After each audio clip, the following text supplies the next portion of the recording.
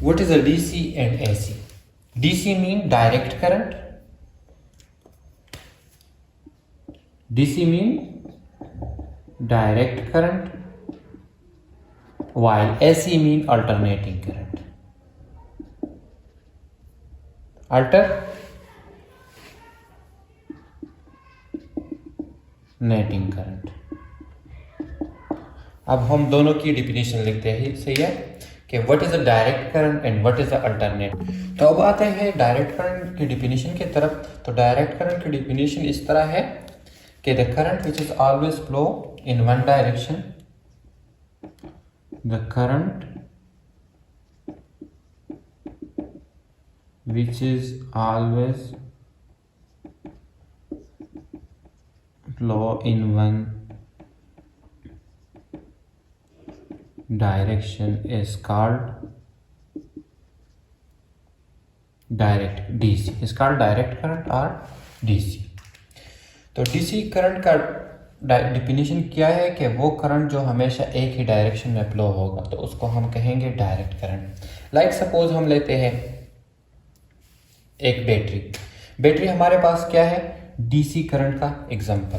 Battery में एक होता है पॉजिटिव टर्मिनल, ठीक है, और एक हमारे पास होता है नेगेटिव टर्मिनल।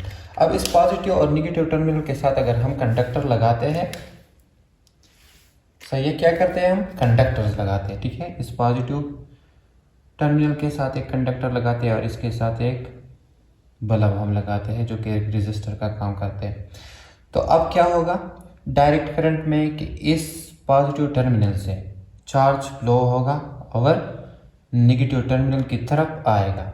तो डायरेक्ट करंट में क्या होगा कि हमेशा जो चार्ज फ्लो होगा वो वन डायरेक्शन में फ्लो होगा, वो एक ही डायरेक्शन में फ्लो होगा और वो अपना डायरेक्शन चेंज नहीं करेगा, ठीक है। तो डायरेक्ट डीसी का मतलब समझ गए कि वो करंट जो हमेशा एक ही डायरेक्शन में फ्लो होगा, तो उसको हम कहते हैं डायरेक्ट करंट।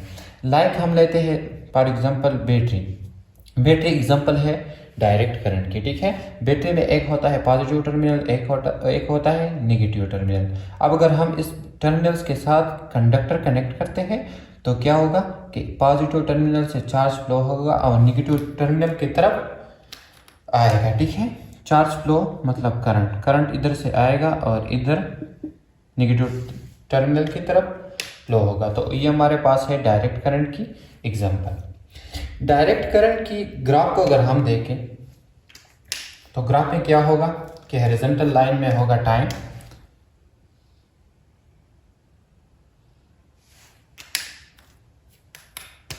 हॉरिजॉन्टल लाइन में क्या होगा टाइम, और वर्टिकल लाइन में होगा वोल्टेज और करंट, वोल्टेज एंड करंट। अब इसका ग्राफ ये होगा कि ये हमारे पास क्या होगा कि ग्राफ डायरेक्ट करंट की इस तरह सीधा आएगा, ठीक है। मतलब इसका क्या है कि ओनली पॉजिटिव साइड पे ये होगा और इसका ये जो इसका डायरेक्शन है ये रिवर्स नहीं होगा, मतलब निगेटिव तरफ की तरफ नहीं आएगा। तो ये है graph of direct current, graph of direct current. तो ये हो गया डायरेक्ट करंट की डिफिनीशन और थोड़ा सा explanation. What is the direct current? The current which is always flow in one direction is called direct current. Like या example of direct current is a battery. अगर बैटरी के साथ हम conductor connect करते हैं तो चार्ज फ्लो करेगा from positive terminal towards negative terminal की तरफ, ठीक है। और ये डायरेक्शन ये चेंज नहीं करेगा। ग्राफ ऑफ डीसी किस तरह होगा? ग्राफ ऑफ डीसी इस तरह होगा कि ये एक ही लाइन में हमारे पास मतलब फ्लो होगा, ठीक है। सो फ्रीक्वेंसी ऑफ डीसी क्या होगी? 0। क्यों? फ्रीक्वेंसी का डिफिनेशन इस तरह है कि द नंबर ऑफ साइकिल्स पर सेकंड। अब आते हैं अल्टरनेटिंग करंट की तरफ, जो कि एसी करंट हम इसको कहते हैं। अल्टरनेटिंग करंट की डिफिनेशन इस तरह है कि द करंट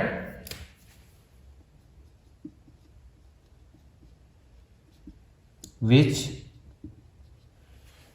चेंजेस, ठीक है, which changes direction, which changes its direction many times in a second, many times in a second. So alternating current में क्या होगा कि अल्टरनेटिंग करंट का डायरेक्शन 1 सेकंड में मेनी टाइम्स चेंज होगा, ठीक है। इस दोनों में ये फर्क हुआ कि डायरेक्ट करंट सिर्फ एक ही डायरेक्शन में फ्लो होगा, वाइल अल्टरनेटिंग करंट क्या होगा, इसकी डायरेक्शन बहुत दफ़ा चेंज होगा इन 1 सेकंड। सपोज अगर हम एक लेते हैं अल्टरनेटिंग सोर्स, ठीक है। अगर हम क्या करते हैं, ये अल्टरनेटिंग सोर्स का सिंबल है, ठीक है। ये डायरेक्ट करंट का सिंबल, ये डायरेक्ट करंट की जो सोर्स है इसकी सिंबल, और ये अल्टरनेटिंग करंट की सोर्स की सिंबल।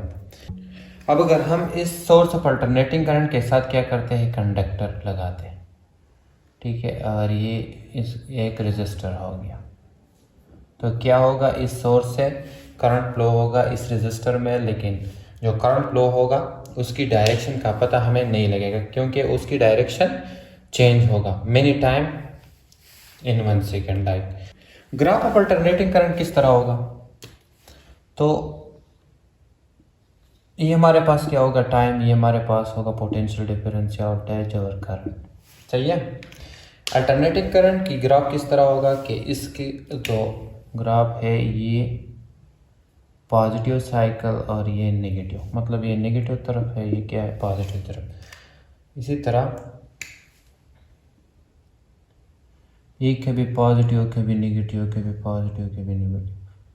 तो अल्टरनेटिंग करंट की ग्राफ इस तरह होगा, ठीक है।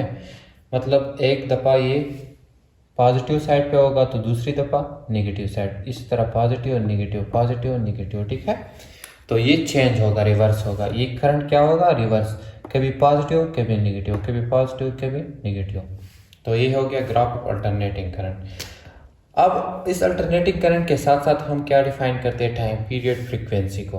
तो टाइम पीरियड हम किसे कहते हैं, ये हमारे पास क्या है, ये एक कंप्लीट साइकिल है, पॉजिटिव साइड, और ये जो नेगेटिव साइड है ये क्या है, एक कंप्लीट, इधर से लेकर इधर तक ये हमारे पास क्या है, एक कंप्लीट साइकिल। इस कंप्लीट साइकिल को जितना टाइम दरकार होता है कंप्लीट करने में, उसको हम क्या कहते हैं, टाइम पीरियड। टाइम पीरियड का डेफिनेशन समझ गए। इस साइकिल को कंप्लीट करने के लिए जितना टाइम लगेगा उसको हम क्या कहेंगे, time period. What is the frequency, direct current में फ्रीक्वेंसी क्या होगी, 0। इधर फ्रीक्वेंसी हमारे पास, इसको हम इस तरह डिफाइन करते हैं कि the number of cycles in 1 second. Frequency क्या होगी, द नंबर ऑफ साइकिल्स, मैंने पहले भी डिफाइन किया हुआ है चैप्टर नंबर 1 में। In the number of cycle in 1 second is called frequency. Frequency denote होता है एफ से, मैथमेटिकली बराबर होता है ओवर टाइम पीरियड के, 1 ओवर टाइम पीरियड के। इस तरह टाइम पीरियड डिनोट होता है टी से, और ये बराबर होता है 1 ओवर फ्रीक्वेंसी के।